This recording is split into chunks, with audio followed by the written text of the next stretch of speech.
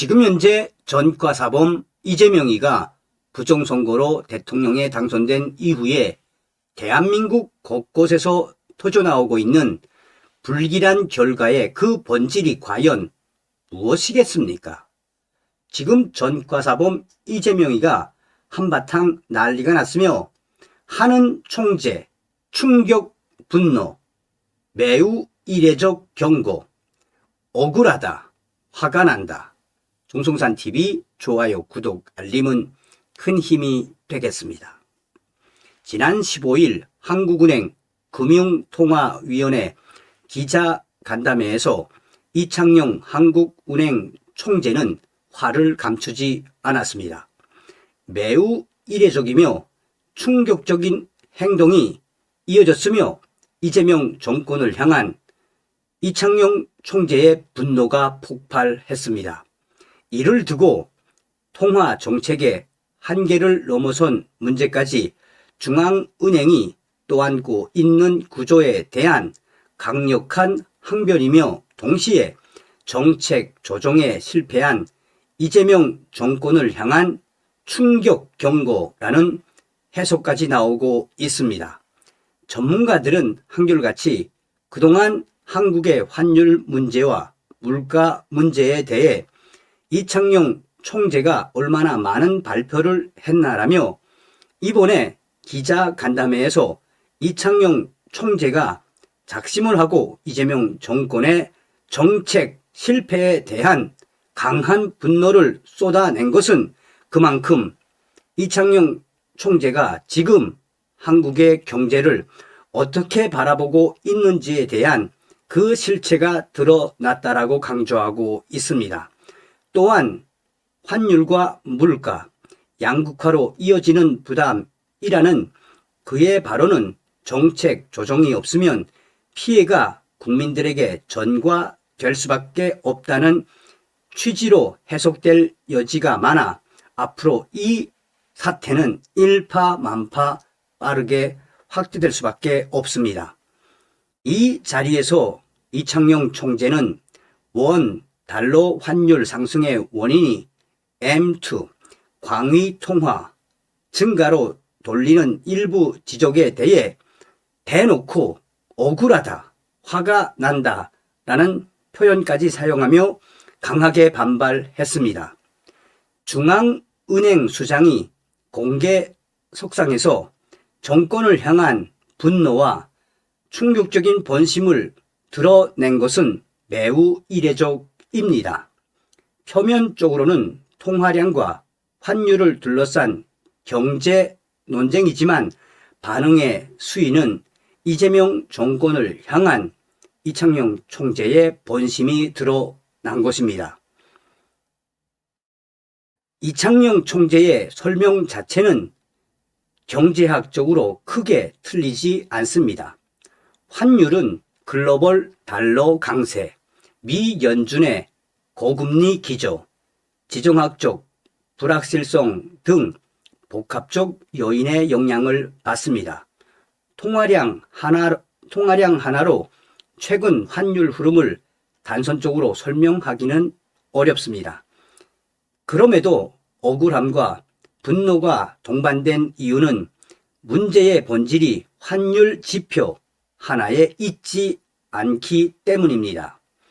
그래서 이 총재는 이 자리를 통해 이재명 정권에 대한 정책 실패에 대해 역설적으로 강조한 것입니다. 최근 환율과 물가의 흐름은 이미 통화 정책의 단독 대응 범위를 넘어섰습니다. 이 총재 스스로도 고환율이 수입 물가를 자극하고 그 부담이 서민과 취약 계층에 집중돼 양극화를 심화시킬 수 있다고 여러 차례 언급했습니다. 이는 최근의 물가 압력이 수요 과열이 아니라 환율과 수입 비용에서 비롯된 비용 인플레이션 성격이 강하다는 인식입니다.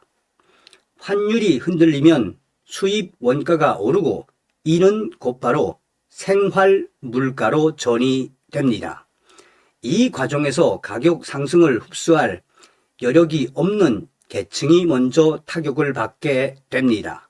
실제로 최근 수입 물가 상승률은 소비자 물가 상승률을 웃돌며 환율이 체감 물가를 끌어올리는 핵심 요인으로 지목되고 있습니다.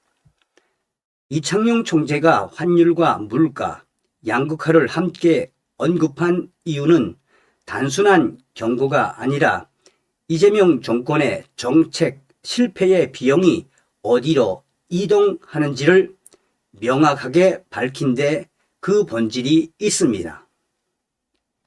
이 국면에서 한국은행이 내놓은 선택은 기준금리 동결입니다.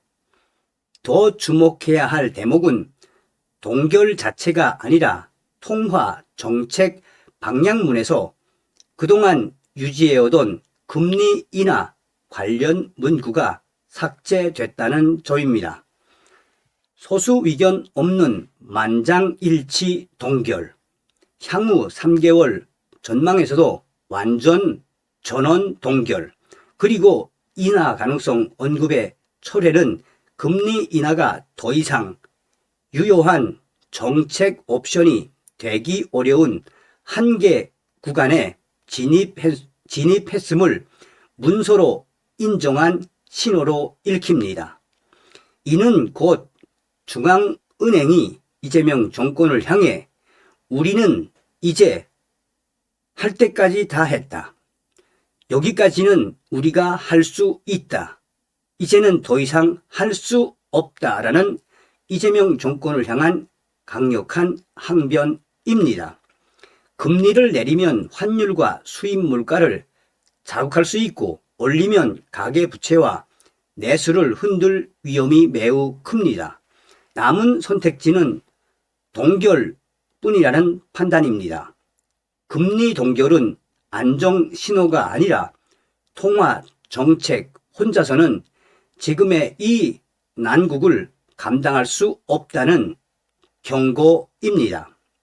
이 대목에서 한 전직 금융당국 고위 관계자는 지금의 물가 압력은 수요 문제가 아니라 환율에서 비롯된 비용 충격 성격이 강하다라며 이런 충격 국면에서 금리를 내리거나 올리는 식의 전통적 처방은 한계가 분명하고 중앙은행이 혼자 감당할 수 있는 범위를 훨씬 넘어섰으며 이러한 상황에서 이창용 총재는 이재명 정권을 향한 쓴소리를 쏟아내기 시작했다라고 밝혔습니다. 중앙은행이 더 이상 단독 전면전을 치를 수 없는 충격적인 상황이라는 평가입니다. 중앙은행이 정책 옵션을 스스로 거두는 일은 매우 드뭅니다.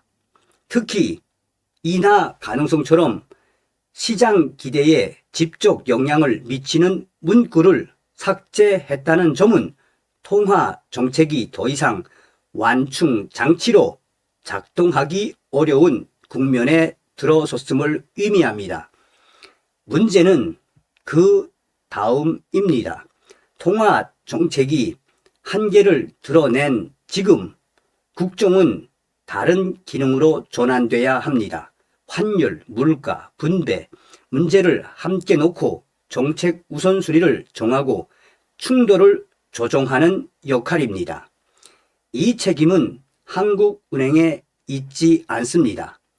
헌법과 행정구조상 그 몫은 대통령실과 국무총리실에 있습니다. 그러나 이재명 정부 출범 이후 이러한 정책 조정의 흔적은 뚜렷하지 않습니다. 환율 부담을 어디까지 감내할 것인지, 물가 충격을 누가 어떻게 흡수할 것인지에 대한 기준은 제시되지 않았고 재정, 에너지, 산업 정책이 어떤 우선순위로 조합되고 있는지도 명확하지 않습니다. 조정의 공백 속에서 환율과 물가의 부담은 고스란히 국민의 생활비로 전이됩니다.